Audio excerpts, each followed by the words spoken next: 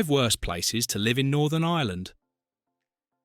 When you think of Northern Ireland, you might picture rolling green hills, dramatic coastlines, and lively cities like Belfast and Derry. But behind the beauty lies a harder truth. Some towns are struggling with poverty, unemployment, and limited access to services. These aren't bad places, but they are among the most deprived. Based on the Northern Ireland Multiple Deprivation Measure, explores 5 of the worst places to live in Northern Ireland today, highlighting the challenges they face and the resilience of the people who live there. 5. Colin Glen, on the edge and often overlooked. Located on the western fringe of Belfast, Colin Glen includes neighbourhoods such as Twinbrook, Poleglass and Lagmore. These are areas with deep roots, strong identities and tight-knit communities, but they also face ongoing struggles with poverty in Northern Ireland, long-term unemployment and low educational attainment. Several areas in Colin Glen are ranked among the worst places to live in Northern Ireland in terms of deprivation. Many residents live in low-income households, and opportunities for employment are limited. Public transport options are inadequate, meaning access to jobs and colleges in central Belfast is a daily challenge. The environment itself reflects years of underinvestment. Housing estates are densely packed, infrastructure is ageing, and recreational spaces are limited. While the Collin Glen Forest Park adds natural beauty to the area, that alone can't make up for decades of neglect in public services, schools and transport. Despite the challenges, community spirit remains strong. Local organisations work tirelessly to support residents, provide after-school activities and advocate for change. But to lift Colin Glen out of deprivation, wider attention and long-term planning are still urgently needed. In recent years, initiatives have been introduced to better connect the area with the rest of Belfast. Some regeneration programmes aim to improve housing, while public health campaigns target long-standing issues such as obesity and substance abuse. However, progress is slow, and many residents still feel left out of the city's broader development. 4. Craigon, the city that never was. Craigon, located in County Armagh, was once imagined as Northern Ireland's utopian new city. Built between Portadown and Lurgan, it was designed in the 1960s to balance urban growth away from Belfast. But despite its vision of modernity, Craigon has become a symbol of urban decline in Northern Ireland. The town was developed with separate zones for housing, retail and industry. But that separation has left many areas feeling disjointed and difficult to navigate. Some districts, like Brownlow, are among the most deprived towns in Northern Ireland, according to the Northern Ireland Multiple Deprivation Measure. The area struggles with low employment rates, particularly among young adults, and a lack of public transport has limited access to opportunities.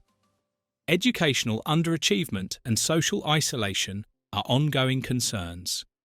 Although the South Lake Leisure Centre and Rushmere Shopping Centre offer some community hubs, they haven't reversed decades of underinvestment. In terms of living conditions in Northern Ireland, Craigon highlights the dangers of planning without foresight. While the town has open green areas and spacious roads, it lacks the social cohesion and functional centres that give towns a heart. Residents often report a lack of identity and belonging. Over time, however, the government has begun investing in infrastructure upgrades, school refurbishment and health service improvements. While these changes are welcome, they are often seen as too little, too late. The residents of Craigon continue to wait for the day when their community finally reflects the original promise that inspired its creation. 3. Derry Cityside, a tale of two halves. The city of Derry, also known as Londonderry, is rich in history, culture and resilience. Yet, despite its international reputation as a vibrant cultural hub, Derry also illustrates the stark living conditions in Northern Ireland's urban centres. The divide between the city side and the water side is more than geographical. It reflects a gap in prosperity and opportunity. Neighbourhoods like the Bogside, Craigon and Brandywell, all located on the city side, rank among the top 20 most deprived areas in the country. They face high levels of youth unemployment, poor health outcomes, and reduced access to quality housing and education. These are key indicators of deprivation in Northern Ireland, particularly in areas once heavily reliant on manufacturing. While Derry's cultural festivals and tourism sector are thriving, these benefits are not equally distributed. The city side, especially, has missed out on much of the investment seen elsewhere in the city. Long-standing residents still face barriers to employment and education, and many young people leave for university and don't return.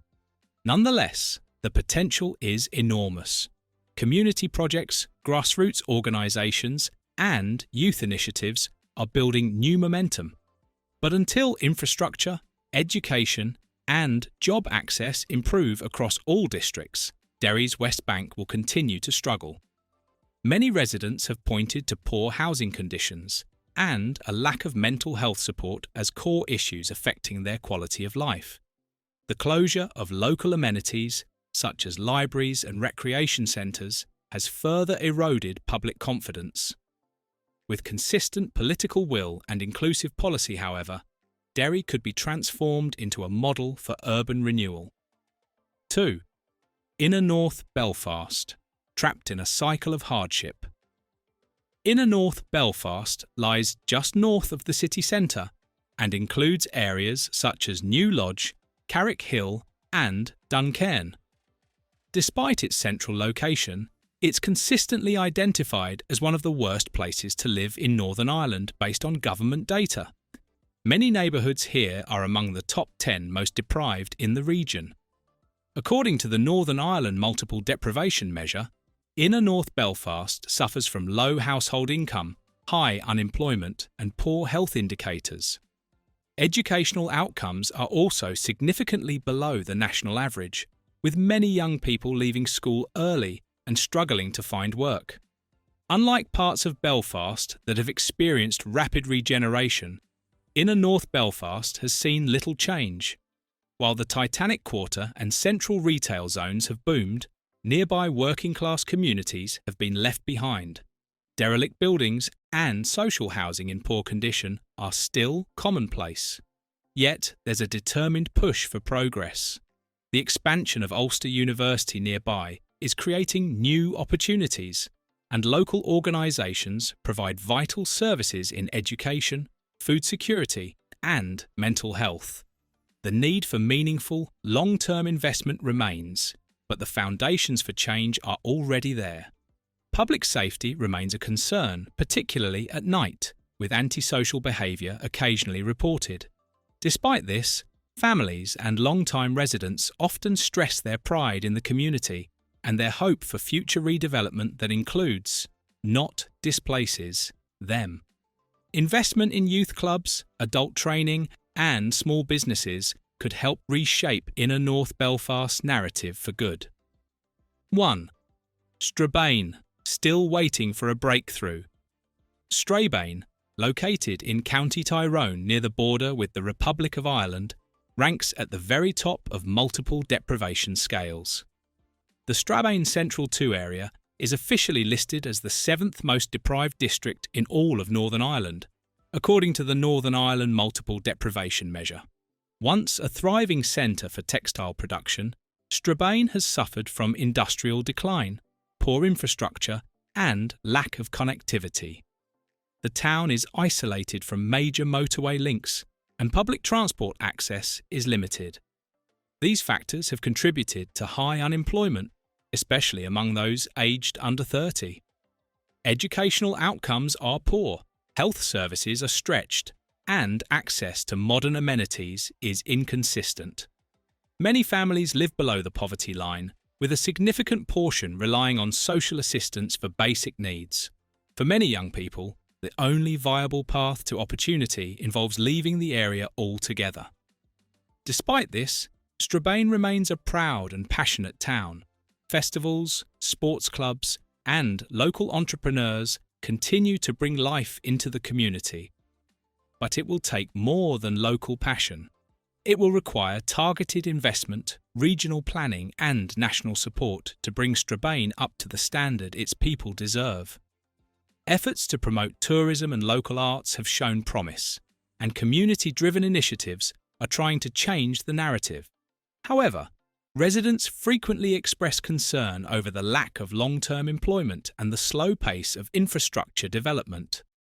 Strabane's struggles may be among the most visible, but so too is its will to recover. Thank you for watching this video. Please don't forget to subscribe and turn on the notification bell.